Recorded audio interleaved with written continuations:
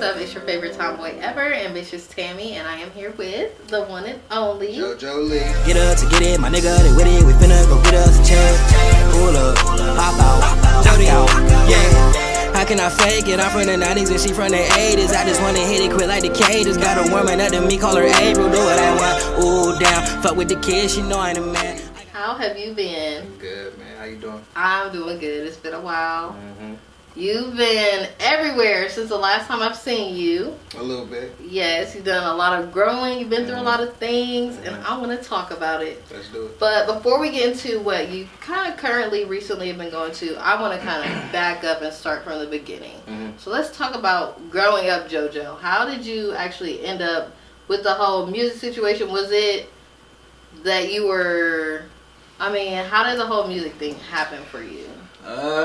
Well, music ran in my family. So like my grandma, she sang and played piano. She trained people to sing all across the Midwest. Or she did most of her life. And for me, I just kind of picked it up. Like most of my family is full of singers. So for me, like, I first started out playing instruments. Like I could play the snare drum really well. Really? My grandma taught me something on a little bit of stuff on the piano and stuff like that. Wow. And I was 5, and my family was all in the living room, and they heard a song. I was listening to this song. I think it was Fabulous or something. And I was just listening to it, and I'm like, oh, that's tough. I think I could do that. Because I just wanted to do it because of the attention he was getting. I was just seeing how much everybody was loving it. I'm like, oh, I want people to look at me like that. Exactly. So I went in the other room, and I started writing. And then I went back in there and showed my family and everything. And then I just started rapping, and everybody was just like faking because they know it wasn't good. I'm 5. But everybody was like, oh, that's so good. That's so good. And from then on, the hype, I just kept writing. Every day. I've just been writing ever since then. So, did you know at the time that they weren't like you? Did you feel that you did a good job at 5, or because they was all they like, pumped it up for you? Yeah, okay. I felt like I was the best rapper ever at that time. So, is that what made you continue to go from there? Yeah, just the attention that you got from it. Yeah, because I couldn't really develop like a deep passion for it. I was so young. Right. Like I didn't really have a passion for like certain subjects or, like. The different things about it. I just liked the fact that other people liked it. I was a kid, so I just wanted to show everybody, I could do this. Exactly. Yeah. At what point did that come in where you could start to adjust to different subjects and get more passionate about it? Just going through life itself. The older you get, the more stuff you see, the more stuff you get exposed to. Right. The more stuff your parents are willing to expose you to. So you just get more stuff. You get more stuff to write about. Like you comfortable saying different things because you feel like you know what you're talking about and stuff like that. So probably like between like 10 and 13, my subject, 11 and 13 I would say, like I started talking about a whole bunch of different stuff. Right. Yeah. So you got the subjects down. Now, when did it become, I really actually want to do this. I'm serious about this. I want to do it for real. Like, this could change my life, my family's life. When did that... Well, I know I wanted to be a rapper since that day when I was 5. Okay. Like, I never had another goal. Like, I'm like, oh, this is what I want to do. So I've been pressing. Like, I just started, from that point on, I was just practicing. Like, I just kept writing. Okay. And then, like, middle school, I started taking it more serious. Like, recording music, putting it on Facebook and stuff like that. And then high school, that's when it kind of got tough because that's when people, like, start looking at you like the elders in your family. Like, all right, what you going to do? Like, you still gonna rap? I'm like, oh, you thought I was playing? Because they thought it was cute because you 5. Exactly. And like, you sure you don't want to do nothing else? Have a plan B? And I'm like, nah, I still want to do this. So how was that for you? Did your family, when you told them like, I'm serious about this, were they supportive or were they kind of like, It's hard. Yeah. On and off. Like, it was always like that until I started getting somewhere with it. But they were supportive.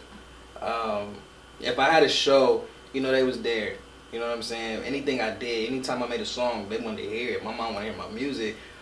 She just, like any other family, they don't want you out here on the streets, like, struggling. Because you got talent, but ain't nobody pick you up yet. So, the support was on and off. But it was for good reason. It wasn't like, oh, I just don't support you. Exactly. Yeah. So, you were always kind of, I think I could say you were brought up in the church. How did that impact your music as far as I'm going through this type of stuff? I wouldn't say that you necessarily make Christian music, but your music is something that I feel like a lot of different audiences can listen to. Mm-hmm. How did church have an impact on your music? Well, it got me comfortable performing, for one.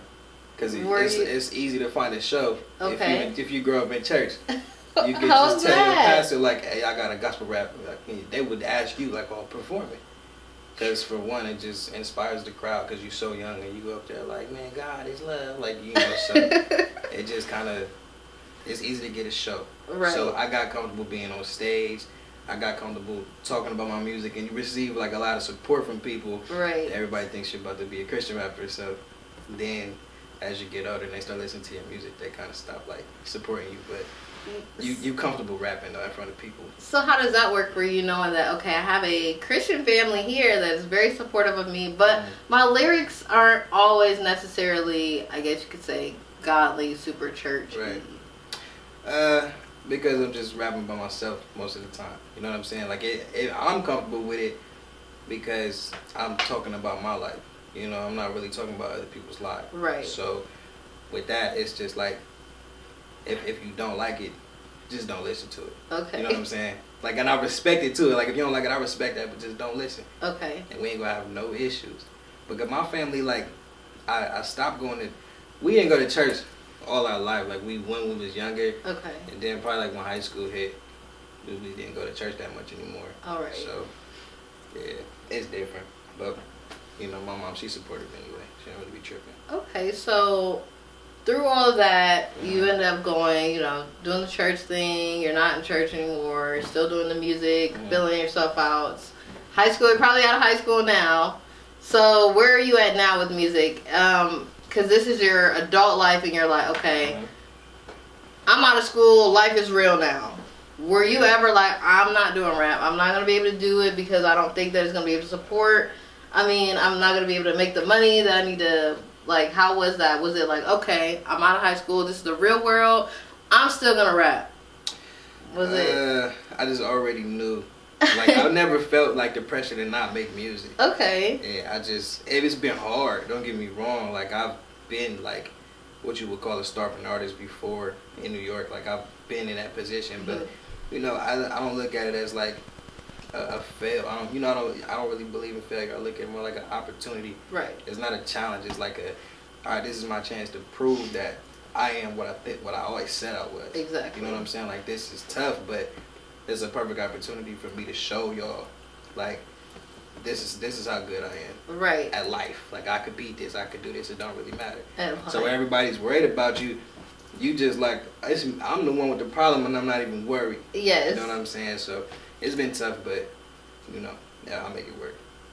Speaking of New York, you've lived here in Columbus, Ohio your whole life? Whole life.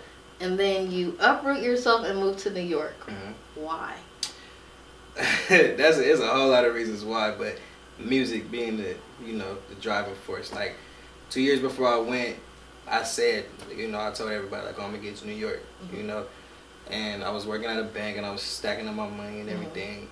And the opportunity just presented itself through certain connections, and I was blessed to be able to go there.